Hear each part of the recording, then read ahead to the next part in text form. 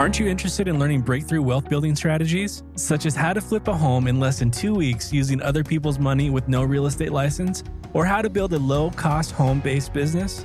You can discover how to take passive income from any source and invest it into real estate, stocks, or business to become financially independent investing in any market with Residual Roads Business Institute. Collaborate with Andre and other Residual Roads advisors to create a free action plan and start implementing strategies today. Go to www.residualroads.com or email info@residualroads.com. Welcome to the Investing Uncensored podcast. You've been searching for different ways to become financially independent or generate passive income to live out your life's purpose as you've seen others do it, but need insight on how. Well, get excited because here you'll discover the tips and resources to fulfill that need. Andre Stewart has spent more than a decade successfully making it happen for himself and others. This is the Investing Uncensored podcast. And now here's your host, Andre Stewart. Welcome to another episode of Investing Uncensored. I'm your host, Andre Stewart.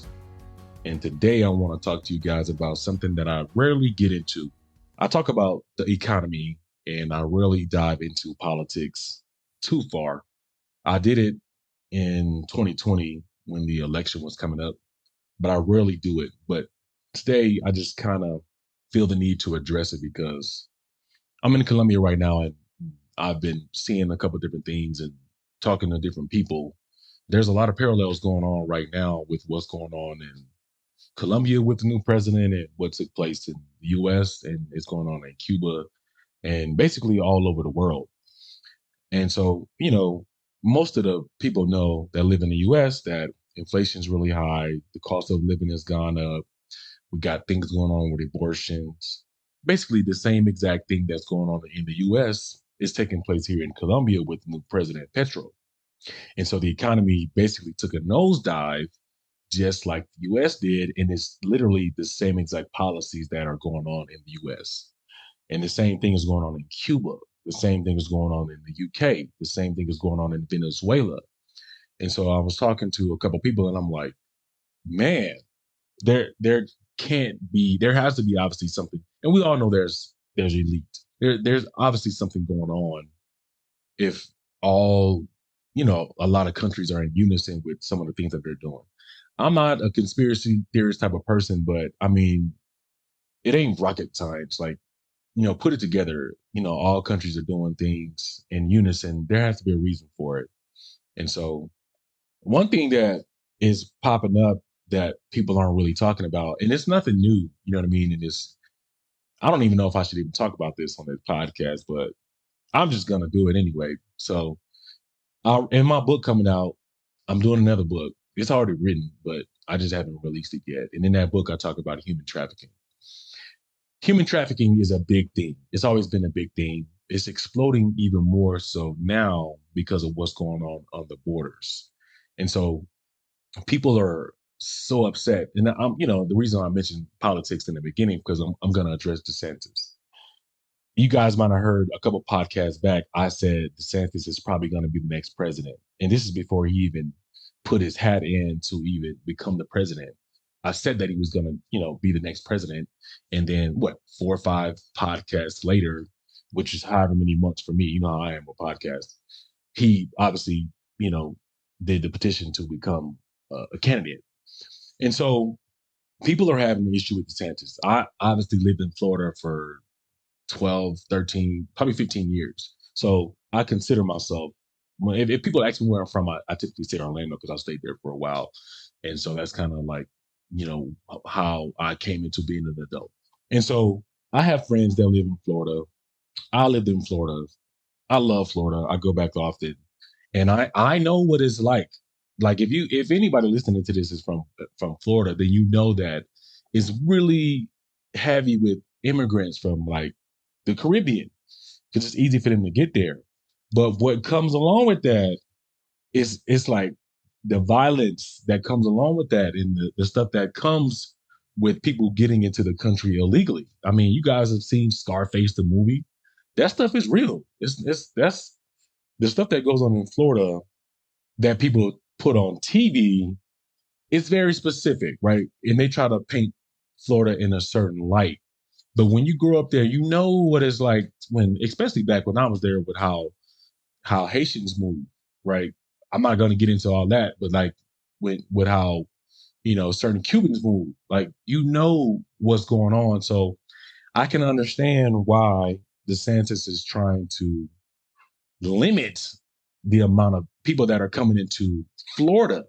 And so, some people might be like, oh, they're trying to prevent people from getting jobs and stuff like that. But like, I'm going to give you guys, I'm trying to paint a picture for you the best that I can.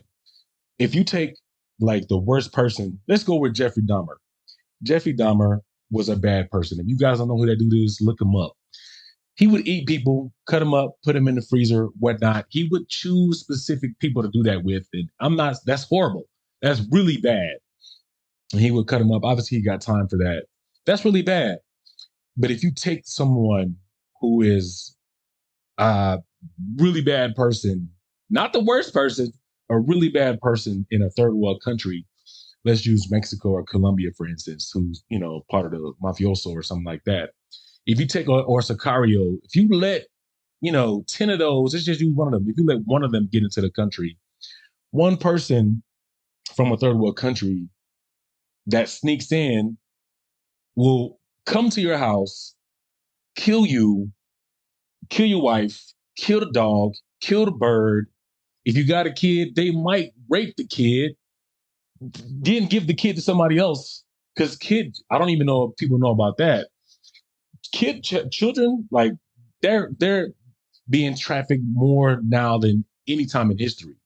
And so I don't know if people are even, the media portrays certain things a certain way. But nonetheless, let me get back to what I'm saying. They'll come to your house and kill everybody.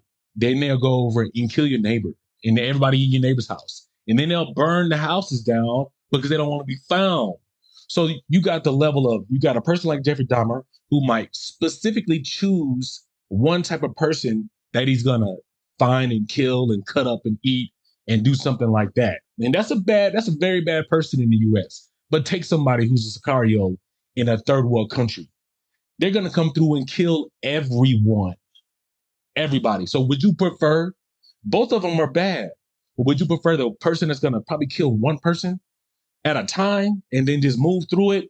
Or would you want somebody who's going to come in and kill and go on a killing spree and kill, 4 or 5, people in 20 minutes like it's nothing? And so the thing about me, real quick, I grew up, if you guys know my story, I grew up in certain environments. So I have background knowledge and have experiences in certain things that I just don't like to talk about or even think about. In addition to that, I've passed that, got a job at the bank. And so, I'm able to basically be around different types of people. And so back to me saying I was in college, I had a friend who his brother was from Jamaica, Kingston. If you guys know about Kingston, do you know how crazy Kingston is? This man's brother had killed like 120 people. Nothing. Still out on the streets in Jamaica. Like it was nothing. Just running around killing for 120 people, man. That's crazy. Right? So imagine someone with that mindset being able to sneak into America. And mind you, in these countries, they don't just have access to guns like that. They're doing this with like knives and machetes and stuff like that. So imagine someone with this mindset being able to sneak into America and being a legal immigrant and be here and get access to guns, because it's real easy to get access. It's like Florida, man, it's really easy to get access to anything that you want in the US. So you bring someone over here with that mindset, and then, you know what I mean, them having the ability to be able to, I guess, be elusive. Obviously, they're elusive if they made it into the country illegally, right? Or if they got deported and came back. So what I'm basically trying to say is I understand why certain people are pushing hard for immigration. Like living in Florida for, 15 years or so, you see a lot, and depending on the environment you are from. But for me, I came from a certain environment. So initially in my early 20s, and, I hung around certain people. So I saw certain things. I did certain things, and you just see so much. So I get why DeSantis is doing what he's doing. To say I condone it to a certain degree.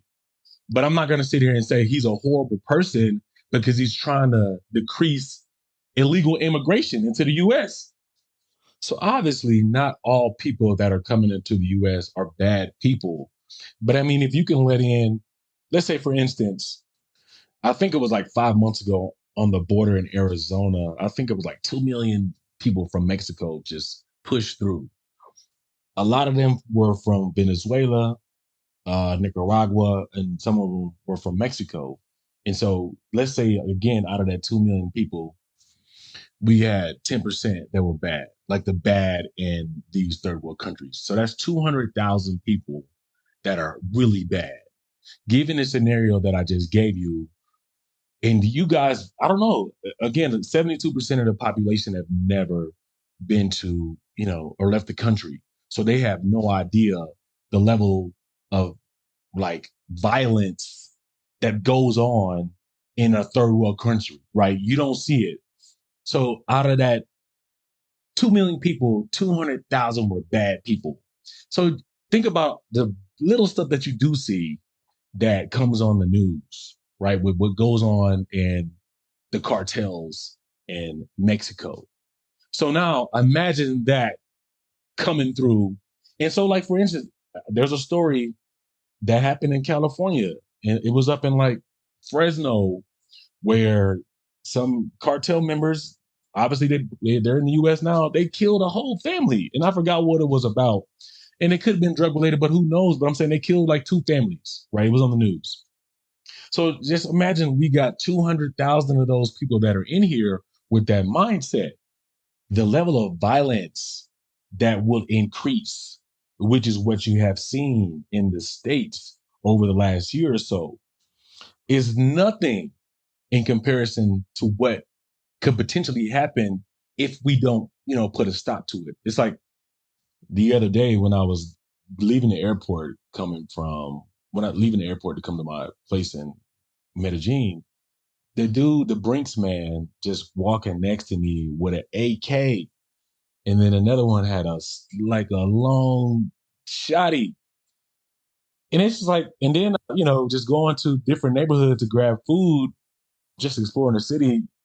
Man, the amount of police that I saw, helicopters, yeah, man, I'm telling y'all, it's funny because I met up with my attorney Thursday, and she was like, bro, I've been living here my entire life, and you've gone to areas that I would never think about going to. She's like, especially because the police here aren't like police in the US.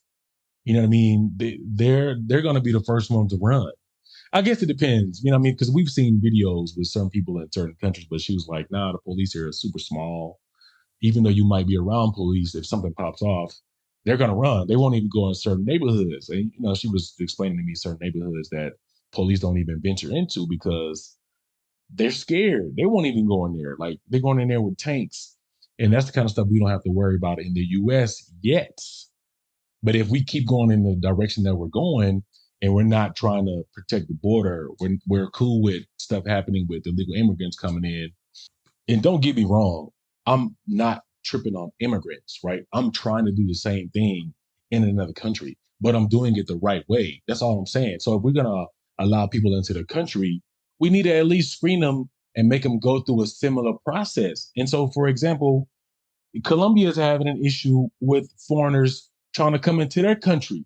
So it's the same thing, except people are flocking to the US in droves to try to get away from countries like this. And so, for example, me trying to get my visa in Colombia is a lot harder because foreigners have came here and like they've been doing illegal stuff. They've been trying to start fake businesses and then disappear into the country. So now they're making it harder for people to come through like myself who are legitimately having businesses to do certain things. So it's the same thing in other countries.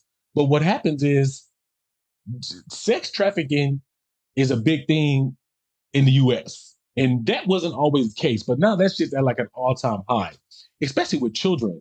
So it's like this the stuff that was going on in third world countries is now taking over the US, which used to not be that way. So the only thing that I'm saying is at the way that we're going, the country that once was will not be the country that it used to be.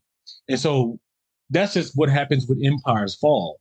But people are trying to condemn or come down on certain people that are trying to keep the country at least kind of where it was before. Because if you follow what's going on in other countries that are third world countries, and you got people with the mindsets coming from third world countries, why do you want that to infiltrate your country and make it because if you have so many of those people coming in, and it seems like so many people in America have weak ass mindsets, and they're gonna adopt different cultures and not all good things from other cultures, what you think is gonna happen to the country? Yeah, so it's like it's not gonna be the same, and so it's not the same, and so people are complaining about this and that, but it's happening because we're allowing it to happen. We want it to happen. So I don't know why people are coming down on certain people that are trying to, I guess, be conservative or try to limit certain things. But the people that are trying to do this, maybe they see it from a different lens, like from what I'm saying.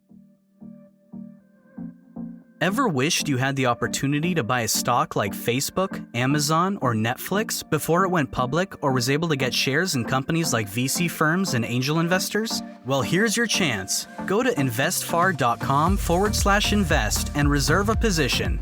For the next 1 to 3 months, InvestFar is allowed a limited number of low-cost shares be available for friends, family, and its community per SEC regulations before it goes public.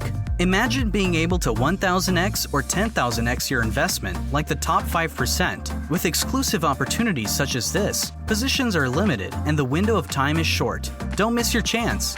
That's INV as in Victor, ESTFAR.com/invest. When you travel more through Costa Rica and you're going to Colombia and you're traveling through certain parts of these countries, you kind of understand why we do have certain border protections, or we had certain border protections in place, because you don't want some of the bad traits coming into your country. Yeah, that's all it is, man. So it's like, I think I'm seeing it from a different lens. And so I'm not, again, I don't know all of DeSantis policies. I haven't checked it. But I do know what's going on with the current administration, or what's going on in the borders of Mexico.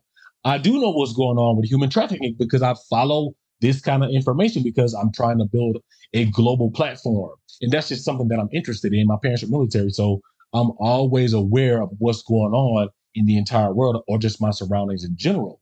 So it makes sense. If I'm going to move throughout the world, I need to know what's going on. So if I'm going to be in a third world country, in one of the worst cities, or one of the used to be the worst cities in the world, you damn right I'm going to do my research before I get to that country. And I've moved through a bunch of horrible countries just because, again, that's where you find good opportunities. So for instance, Colombia is a very, even though people say it's third world, I think it's more second world, but it's really good because it has a really strong government, and it now, out of all of Latin America, is developing a middle class. So again, when you see opportunities, just because it's a third world country, it doesn't mean it's a bad opportunity, because these countries are growing, or certain countries are growing. And so if you can be in front of that and take advantage of that, then it wouldn't be no different than you being in the US and you finding a certain country, a certain city that was developing, they had jobs going there. It's the same thing. But you have a better currency, obviously the US dollar, and you're moving into a country like Colombia. So if you just like, you're going from a 5x to like a 100x doing something what I'm doing. So I'm just trying to make that available for other people. But anyway, the point I'm getting at is that people are in this, again, herd mentality. And that's what's pissing me off about being in the States, because it's like everyone does what everyone else does. And that don't make it right. You got all these people with so many opinions and about politics and how things should be run, and they have no experience with it. They just see some shit, or they have no experience with going to other countries and seeing what'll happen if you allow a rapid influx of a certain mindset. And I think people are looking at it from just like, oh, they're trying to get here and they're trying to make their lives better. Yeah, they're doing that, but like, they're still bringing some of the habits that they have. And some of these people that are coming over have really great habits. Like I love working with people in certain countries because they have a way better work ethic than people that are fucking entitled in the US and have this give me or handout mentality. So the mindset of some of the folks coming over, we need that in the US because that will keep the country going. Because some of the jobs that they were willing to do, some people in the US aren't willing to do it because again, we just feel like we're too good for that shit. But those jobs, especially service sector jobs, keep the country going. Those people that are willing to cut the grass under the table get paid and they take that money and they go buy. And so that's what keeps the economy going. It's like people don't understand basic fucking economics. But at the same time, when you're doing something like that, you still need to do it the right way. Because again, if you go back to me saying you allow 200,000 bad people to come into the US, yeah, it's going to end so bad. But it's like people are just looking at it from a linear perspective because they don't have the experience of going somewhere and being in a situation where you like, oh, yeah, if you don't have that experience, you don't have nothing to go off of, and you got some shit that you can look on Netflix and see versus having some real world or real life experiences to be like, nah, I understand why they're doing certain things. I understand why people are so mad about what's going on at the border because they probably experienced some shit that you do not see on television. Or they might be experiencing something locally in America that is not being put on the news, right? Because they don't want that narrative being told. And so that's the kind of stuff that I think is like pissing me off about what's going on with politics in the US. Because at this point in time, it's all about getting votes. And then the media is the same way. Like, even with social media, like it's so annoying. And again, I think social media needs to be regulated because I was talking to a couple people and I'm like, man, all you see on social media is clickbait. People are trying to make money off of views. People are trying to make money off different things. So they'll post old recycled stuff from like 10 or 15 years ago just to get 20, 30, 40,000 views to get more followers. And that's not doing anything for our society. So it's like, I do feel like that needs to be regulated. And obviously people are like, oh, you got an algorithm. Yeah, but if you click on one video one time because it popped up, or one of your friends who has a different algorithm than you sends you something, you just click on it. Now that's part of your algorithm, right? So now you're going to start getting some of that stuff and you don't want to get it. It was out of your control. I mean, you're still friends with people. All of your friends don't have the same mindset and beliefs that you have. So if they send you something, you might click on it to see what it is. And now your algorithm is messed up. So all I'm saying is like, I think there needs to be some regulation with social media and what's going on with the narrative, man. And so it's like, if people had the ability to think for themselves, I think we would be in a different place. I don't feel like the US would be heading in the direction that it's going. I think the cat's out the bag. And I don't think even with us getting a new president is going to change. It's just, to me, obviously I grew up in the States. I think it's too far gone. I don't know. Like you can try to fire people that work at CNN or Fox in these different news outlets, but that's not going to change anything. I mean, I talk to people all the time about how Medellin was before the pandemic. Before the pandemic, Medellin was an awesome place. It didn't have the amount of foreigners coming here for the stupid stuff that they're coming here for and giving Colombia a bad rap. So now many Colombians hate foreigners, which before the pandemic, that wasn't the case. But what happened? YouTube, people start coming here.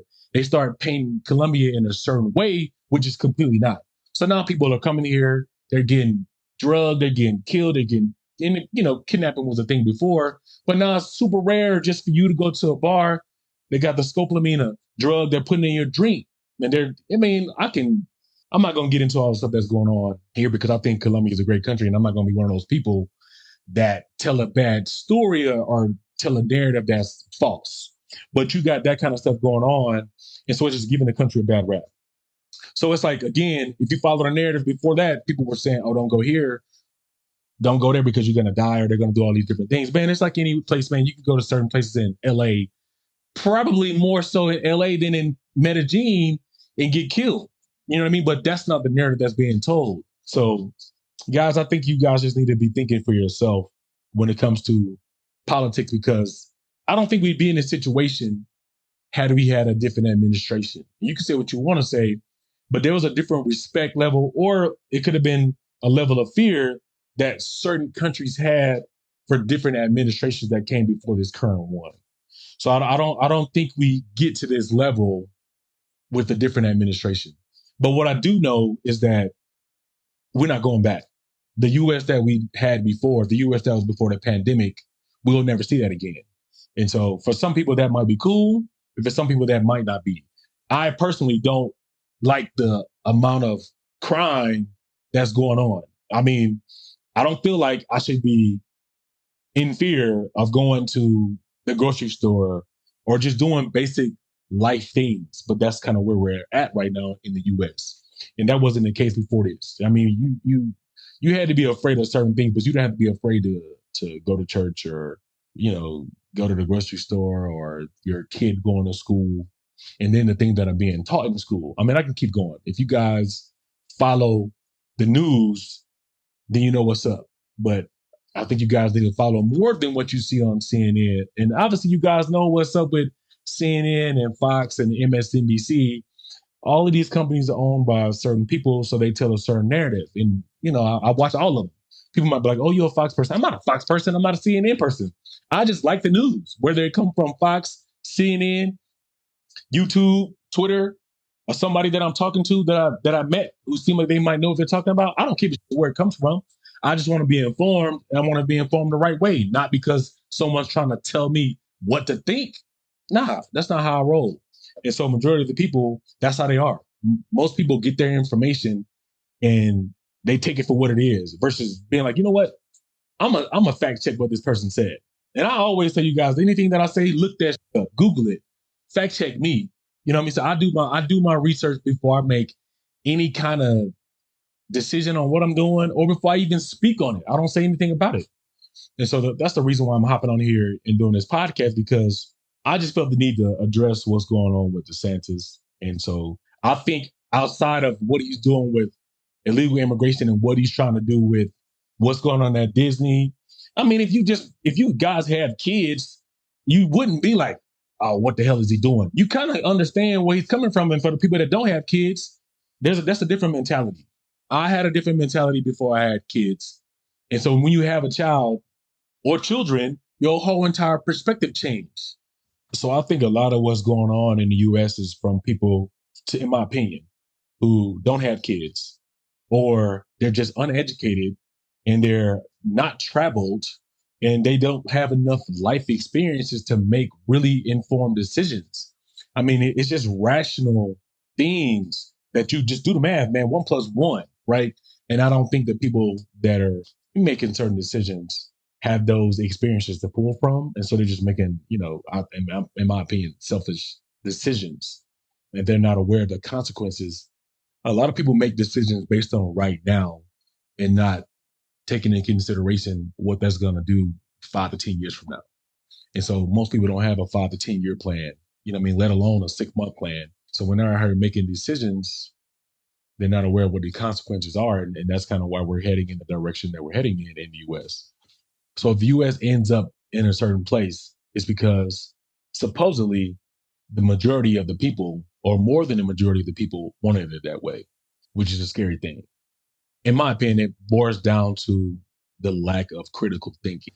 I wrote a book called The Epitome of the Mind that came out, I think it was about 2 months ago. And I really dive in to detail on how you can use your brain to train yourself how to think, right? Not what to think, but how to think.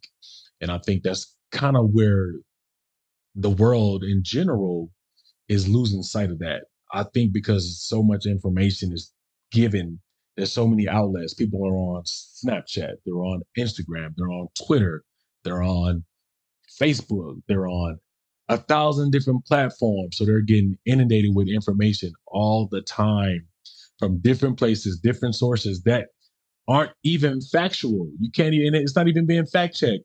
Most of the stuff is just based on somebody's opinion who might not have a lot of experience. So you just getting information from somebody and living your life by it, or holding on to it like it's the word of God. And who knows how they woke up that day and what they're feeling like. And so now you out here like, oh yeah, this is such and such is going on. And it's like, okay, Really? Is it really going on? How do you know? Oh, this person said it. Oh, where they get it from? Yeah. So if you can't go on the internet and Google what that person said, and then within 40 seconds, like 420 million results pop up, then you should probably move on and not take what they're saying or take it with a grain of salt. That's what I'm gonna say, right? I mean, they heard it from somewhere, right? So then it just might not be as real as they think it is. Yeah, because again, that's what makes the internet good and bad, because you can fact check whoever you want to at any given time. But most people are too lazy or they don't want to do that. And that's the issue that we have. But anyway, guys, I just wanted to hop on here and do a quick brain dump, because I've been talking to people while I'm here in Colombia and seeing certain things play out globally and what's going on in the States. And I'm just like, man, I'm tired of people, or I'm tired of the mainstream narrative that's going around, along with being tired of people that I know just holding on to some of the stuff that they're hearing from the mainstream media, social media, and that they might be reading. And it's like, man, do you really know what's going on? Like, the stuff that they're force feeding you through different media channels is like minuscule compared to what's really going on. I mean, I was talking to this one guy out here. He was talking about him going to a club, and he was just like, man, there was a bunch of girls in there working, and it's sex trafficking, and it's a big thing. And he was like, man, the mafiosos just sitting there chilling, making sure these girls is working. And I think if people really knew how much or how big human trafficking was, and sex trafficking and children trafficking was right now, they'd be pushing for the current administration to do their job at the border. And I'm 100% positive they'd be more about what DeSantis is trying to do in the state of Florida with other states that are along the border as well. I'm positive. Like, if you lived in, like I said, if you lived in Florida and you travel to other countries that are, close to the states, then you kind of understand what he's trying to do. But anyway, guys, like I said, I just want to get our hand brained up, but do your research, look into what I'm saying, fact check me, just be informed, guys, and I'll see you in the next episode. Take care. Aren't you ready to start a business or grow your real estate investing portfolio? If you answered yes, allow Andre and the expert advisors at the Residual Roads Business Institute to fast track and put you on a path to full-time investing. The greatest transfer of wealth in our lifetime is occurring over the next few years, and you can take advantage if you know what to look for. In order to be successful at real estate investing, you need to learn how to leverage your current resources to generate quick money, big money, and retirement money. Let Residual Roads advisors craft a plan to get you through these phases using little or no money in 6 months or less. Don't wait for a job. Create one for yourself and others. Go to residualroads.com for mentorship, and for our free course, go to residualroads.thinkific.com.